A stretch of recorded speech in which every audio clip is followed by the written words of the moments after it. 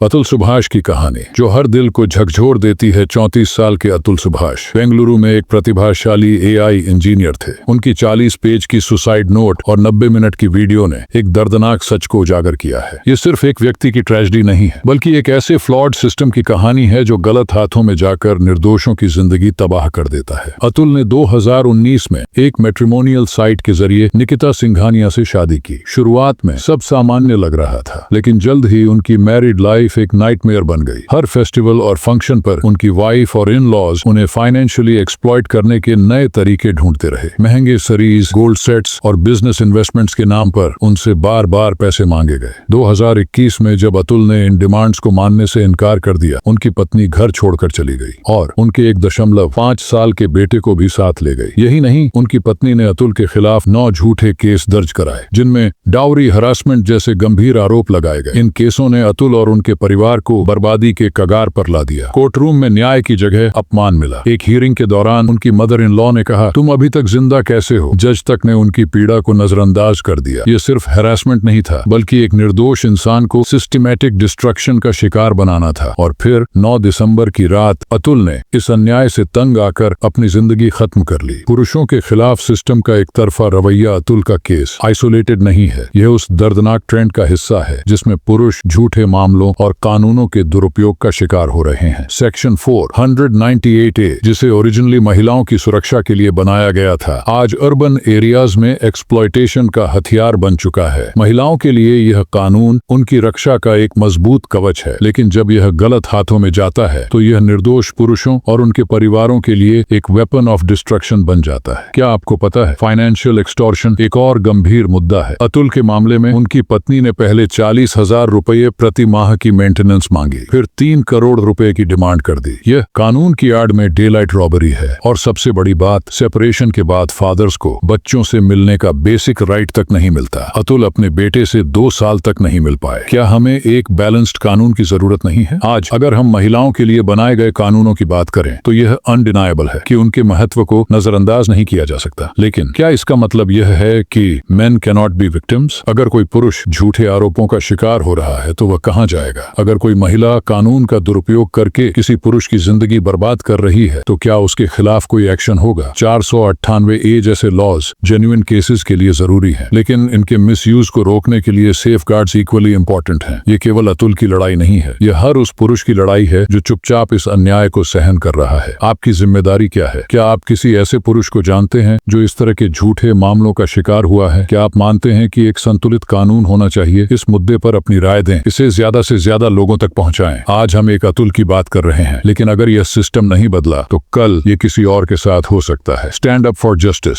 Before it's too late.